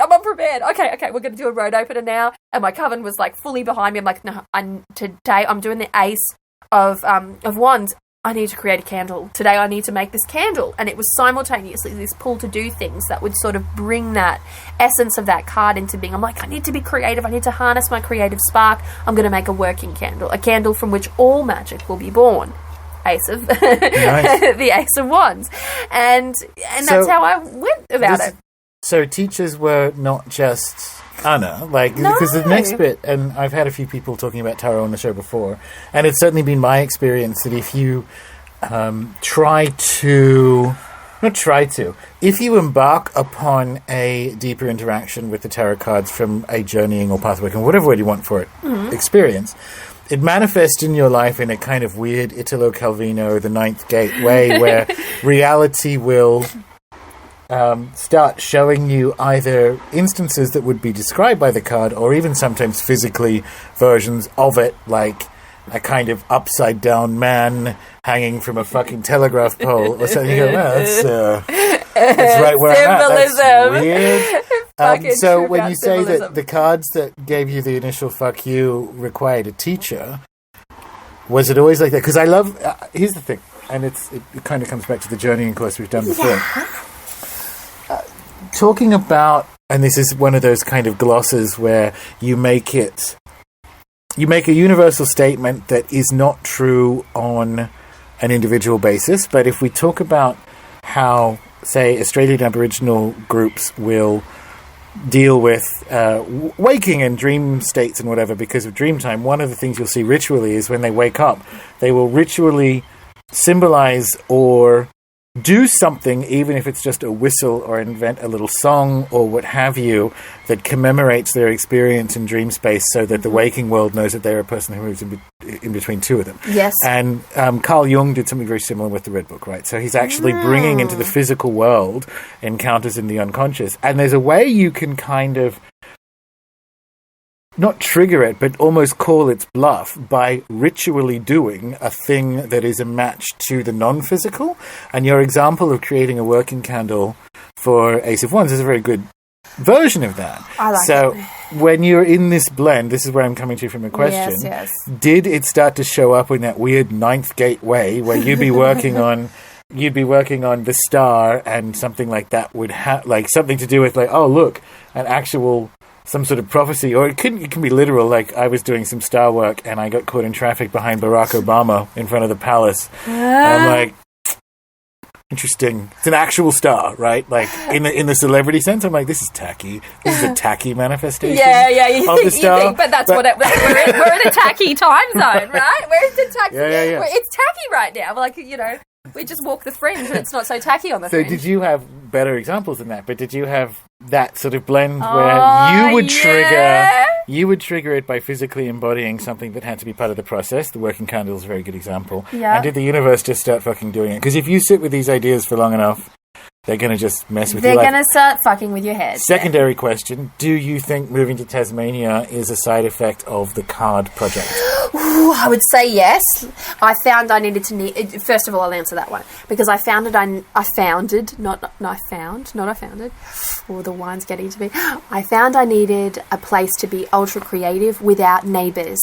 I really didn't want neighbours, and I wanted to be in a place that was very rich with nature. I wanted to be around ravens and crows, and I just wanted to be in nature, and I wanted it to be peaceful. I can't write when there's no silence around me. I need a certain sense of peace, and where I was at the time, it was very much, suburbia, with people working on their cars and grinding and doing, remodeling of their homes. Yes. And, the Australian property bubble. Right, yes. right. And we had quite a big block of land by suburban standards. And we had 1,000 square metres at the beaches and very close to my kids' school and all that sort of business. But, it wasn't what I needed at that time. And I found that I work from home, so I need that time. I need my work environment to be amazing and to feel amazing to me. But that's a little side note. Now, when I was working on you said the star card before, and when I was working on the star card, we got hit really hard with criticism about our tower card, which is an eagle that was chained. I'm not sure if you've ever seen it, but I'll show it to you later. And it's an eagle, like a bald eagle that had been chained. And we got hit hard with certain comments about, is this an attack on the US? And I'm like, gosh. Oh, you do realise I'm Australian and I don't actually... That's not a thing. Thank you. Oh, that's sad. We got loads more. I know. Thank you. But we had that experience, but we wanted to, and I already knew that I wanted to do this. I wanted to make the fall of the tower. I wanted to bring it back to life in hope. Because that's, to me, where they're connected. Like the tower and the star card are very connected. Mm-hmm. You've got this cataclysmic fall, this destabilization effect within the tower, and then you've got this hope. And hope is where the creative spark begins for me personally. Wherever there's hope, there's creativity. Wherever there's creativity, there's construction. And so I looked at this, and I wanted the eagle to be somehow present and resurrected, for instance, in the star card. And my son Caspian became obsessed with Michael Jackson's moonwalk. And of course, if you know Michael Jackson, and I've got to do it, he had this habit of jumping on stage and going, oh yeah, Jesus on a cross kind of thing. To describe it for those who didn't see my that's the sort of action. It was actually a really good Michael Jackson impression, but it's appear with the sort of hands outstretched and a little bit behind, kind of like pushing the chest out. Yeah, bird head flung back. And I didn't see the correlation because, of course, it's a very mundane thing. There's my son learning the moonwalk, YouTube kind of thing, and he became quite obsessed with it. And then eventually I saw it. I'm like, holy fuck. It's going to be this tribal leader, and I've got a whole narrative for the star card, a young tribal leader, and he's expressing himself, and it was that posture, that pose of release, and I thought this is exactly where they lie. And I wish that Michael Jackson's wonderful. I mean, let's face it, he's a legacy on this earth. That's the most Brazilian thing you've ever said, by the way. But carry on. I grew up with him in my genre. You did. If you grew up in Brazil, La Lambada and Michael Jackson, and I've got to say that I never thought that my kids would get into it. And it's not like we sit at home listening to Michael Jackson. I assure you, we were Justin Timberlaking this morning. Say something in case anyone cares.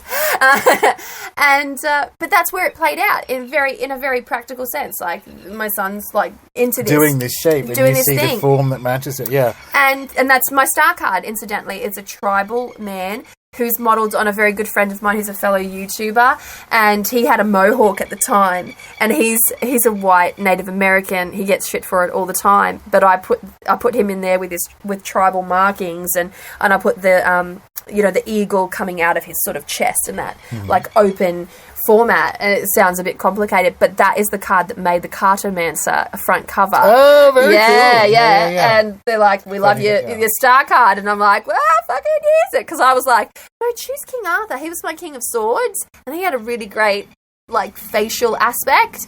And she wanted a masculine card for the cover. And, we went with the star card. They really loved it.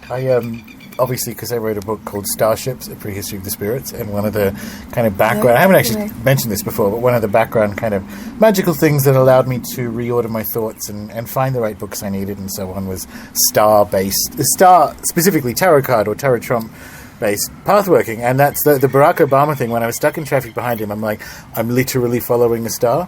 I'm on my way somewhere, but like the presidential cavalcade, I think it had just come from the palace or something. This is still in London, and I was on my way to a work meeting, which actually turned out to be it's this very star stuff, right? So it was a work meeting, but it turned out to be a friend who.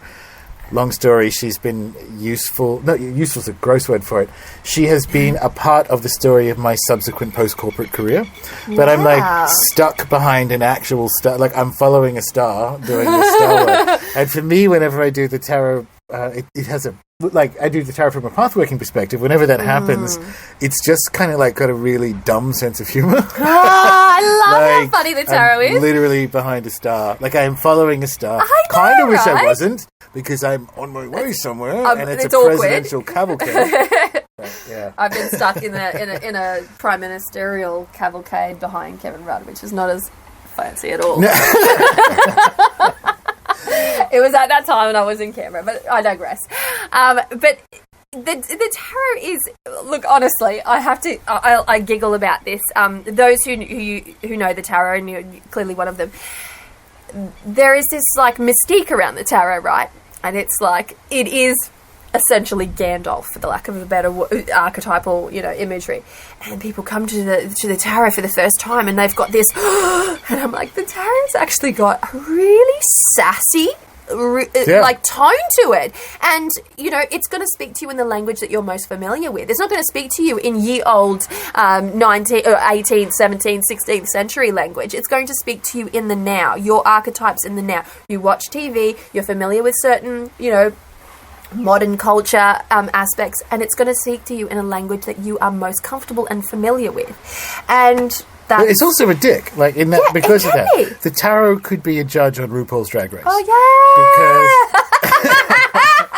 Because perfectly put, yes! I'm in a obviously fortunate situation being here where my medium term is largely predictable because it's seasonal based, and I know the projects I need to get done in spring, and I know the projects I need to get done in summer, and so on. Fabulous, from a work isn't it? it's amazing. It's weird to be, because I love tarot. And when I had corporate jobs, I would use it all the time because I am, neck deep in corporate machination, sometimes actual crime, clients that are lying, people within the business trying to get rid of me. Just and it is a full-blown Game of Thrones, which I brought my own Game of Thrones-ness to because I was using magic and those idiots weren't, which is why I won. That's exactly right. And a big part of that was being able to use tarot for it to kind of know when people were lying or who was throwing the shade behind my back and so on. And now I don't have any of that and I miss it. I don't actually miss the drama of it. There's literally no pleasing me. But the tarot is a massive bitch in the sense that you'll do a classic fortune-telling reading. So none of this archetypal, no life mapping, stuff. Self-development literally stuff. is the chief marketing officer trying to give my job to someone in her team. Yeah, kind go of fuck stuff. Yourself. Yeah. And you look at it, and your interpretation will be, and this is a problem. I think we're going to move to the end of the show where we kill some myths and then give some advice. And my first one. And this is something Camellia Elias is very good at, is to kind of really smack you over the head. And it's a singularly American phenomenon because they do tend to be more optimistic than Europeans. But they'll look at the cards. They'll look at the cards that are actually, it's not a good spread. And they will try and find the positive in we'll look at it this way. Yeah. And that, when you're doing fortune telling, is wrong. And actually something Camellia says is that you need to, in fact, in the opposite direction and Exactly. assume it's in It's a fact story. worse than what the cards are. Yep. Because then if it comes out better, you'll be fine. But I would notice that if I was trying to interpret the cards, and this happens to anyway, I've been doing, how old am I now? Same thing, over 2 decades of using the cards reasonably regularly, right?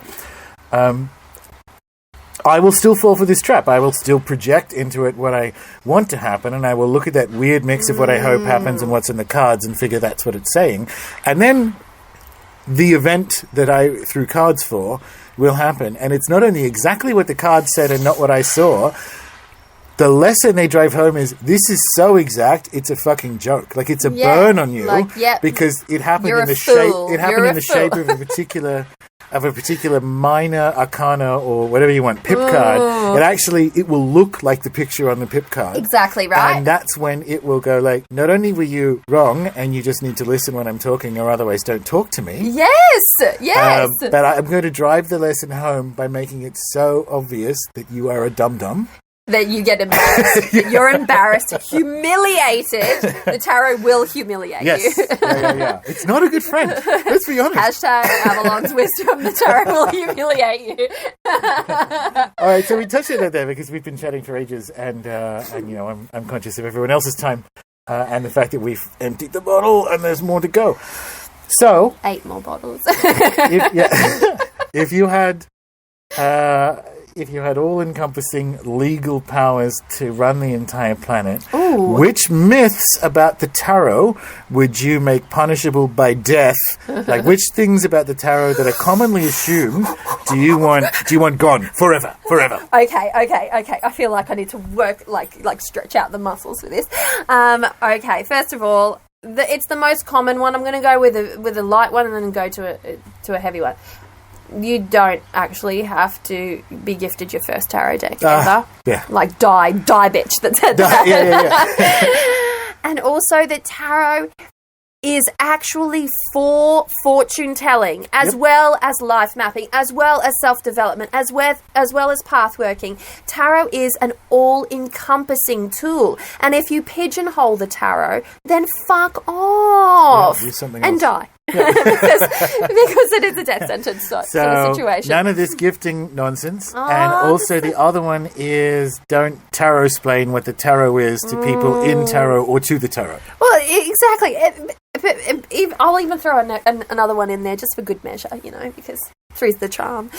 And that is that you can read tarot intuitively, and I encourage people to exercise their intuitive faculties with the tarot, but there is a foundational aspect to the tarot. There is a body of knowledge on any deck. Whether you're reading with Thoth, Marseille, or Rider, there is a body of knowledge that will actually form a good solid foundation. Now beyond that, yes, use your intuition, use your life experience, but understand what the creators of the deck actually had to say before you start putting your own overlays, your own lenses on top of that. And it's just a matter of, it's the equivalent of wiping your feet before you walk into somebody's house. Know what they were talking about before you start to glaze on your own shit. Yeah, and I also think, because I'm very interested in the history of it, some of the attributions of meaning, the fact that you can see them back in time. So Atea is a good example, right? So he was kind of a big part of using cutting-edge 19th century French mysticism and laying it over the cards, right? Now, so that's not in there. That's not, quote-unquote, in the cards until the 19th century with Atea. But it is nevertheless part of the tarot card story in the intervening 200 and change years since then. Yes. So as you say, it's not just what's baked into the cards symbolically, and there is something structural about that. Witness your experience with the Five of Swords and being able to see the exact same image as someone else has created them. So there is something... Yeah. Oh, sorry. Yeah. There's something non-physical from which it emanates, which is important. Yes. There's but a collective. The other thing is, the fact that you can, and I find this interesting with magic, the fact that you can see the beginnings of something. So the fact that you can see the beginnings of the wrong-headed story of tarot, that it's a survival of a book of Thoth from ancient Egypt and whatever. The fact that you can see that originating in the in France at a particular time doesn't mean it's not part of the tarot story. No, that's exactly right. There are many, many fragments of the tarot story, just like there are many, many fragments of the human story. Yeah, it's a we thing all that come from happened. different places. We all have a different experience. And yes, there is that foundational aspect. Incredible writers, incredible creators within the sphere of tarot itself. They are not the tarot gods, though. Yep. And so if you, yes, take that medicine, take that spoonful of sugar, absolutely, but then make up your own mind about what the tarot will be. And the tarot for me, it's like a sledgehammer. It's not a spoon, and it will work on you in a particular way. It will have a measured manner with you. So if you're in a phase of your life where you're a bit downtrodden and you're a bit wounded, it's not going to be as hard on you as it is when you're in that phase of your life where you're being arrogant. It's going to be like the, you know, that hard call. And the tall poppy syndrome kind of. It's honestly the sassy RuPaul joke. Yeah, Like, that's it really exactly is. right. But it will never not be honest with you. I don't know about that. It will. Okay, no, I know what you mean. Okay, carry on. Yes, Yeah, yes. yeah. It will always point to the thing in your life that It will be honest in the long run. Yes. It might lead you on a path that But it's teaches you a lesson. Yes, yes. But it will be honest in the long run. It's the conventional, like, hero's journey. Like, you Yeah. have to work for that wisdom. Sure. And it's going to present you with the snake, for instance. And you're like, what does this mean? And suddenly you start walking your path, and eventually, maybe a year, maybe 2 years, maybe 5 years, you've moved down from Cairns and you're in southern Tasmania, and snakes are your biggest issue, you know? And you're like, I get it. Remind me to show you my, the home of the giant, notorious around this area, black tiger snake that lives underneath the guest house I'm about to rent out to people and keep mentioning on Twitter. Tiger snakes bite, folks. Yeah, but they only bite if But you try come to to kick southern Tasmania. They come and stay with you. They only bite if you try to kick them in the face or, They're non-people snakes. They're non-people they don't snakes. bite. Yeah. I'm from the Chickens. tropics. Like, snakes are my, backyard kind of critter that you get used to. And I don't love snakes, but I have a healthy I'm fine respect for with them. it. Exactly. Yeah. Spiders, on the other hand, no, That's weird.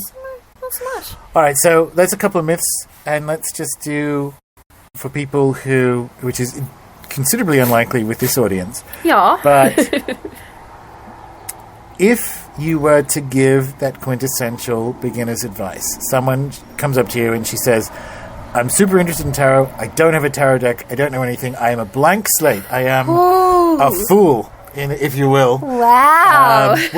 Because we've just said, well, you don't have to wait for someone to give you the tarot deck and so on. If you were to give someone that best beginning start, what would it be? You're in an elevator, so you've only got limited time. Yeah. I almost don't want to tell them anything. I want them to Right. make it up themselves. I don't want to ruin it for them. But honestly, I would have to say is just find your own way to connect with each of those cards. Find your own language, find your own vibe, for lack of a better word. Find it in your constant everyday, or find it in your mythical, or find it in your literature. Just find a way to connect with each and every one of those cards.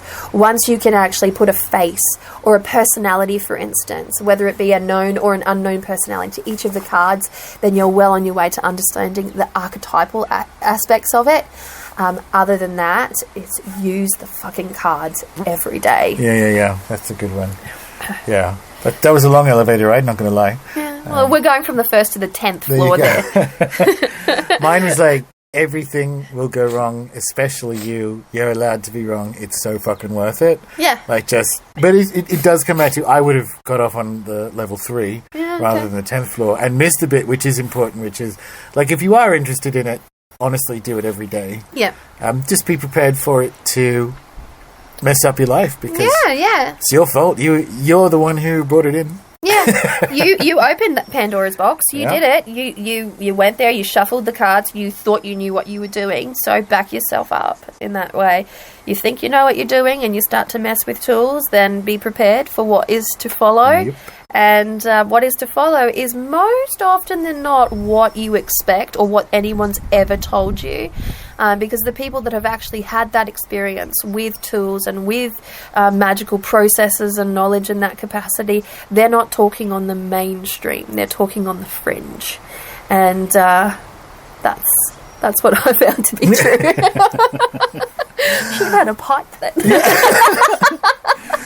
Well, that's a good spot to end, because I kind of want a cigarette and I'm holding this recorder, which means Avalon. Just say cigarette. Which means Avalon for people who want to know more, Oh, who would good. like to follow up on our scintillating discussion where you are slightly more professional than we have been right now. It's We're been an on amazing wine, chat. folks. We're on wine and country. Yeah, exactly. Wine and country. Where do people find you if they want to know more? Let us know. Oh, okay. Well, I've got. I'm on Patreon. I'm on YouTube. I have a website that I Okay, give spell a it little out off. for people. Many of them are driving right now. AvalonCameron.com. Excellent. Yes. All right. And this You and the can find Patreon that. and the YouTube and all that kind of stuff will be in the show notes, of course. Absolutely. I'm rocking a witch aesthetic project going on at the moment. You're so lucky I didn't come prepared for this, because I was going to I didn't know him well enough to just go dress up so I can take an aesthetic photo. But I'm rocking a little project on, and yeah, I'm out there. I've got a lot of stuff. I've just finished a Witch Weavers course for Tarot Readers Academy, Tarot Summer School project, where Benabel Wen was also there. That's my buddy on the interwebs. I love her so much. Yeah. She's wonderful, and Chris Ann Donnelly and Anthony Dawn and all that. I'm there. Great. I'm there. Well, that's all in the show notes. So you've got Avalon Cameron, and if you go there, you'll find it all if you're driving. Otherwise, all the socials, all the Patreons and the YouTubes and so on. It's there. Will It's be there. the show notes. So I'm going to say, just because this is how you end a podcast episode, I'm going to say goodbye, neighbour. But actually, you're going to stick around for a bit. Yeah, we're gonna have some wine, so we're gonna talk the good stuff now. See ya.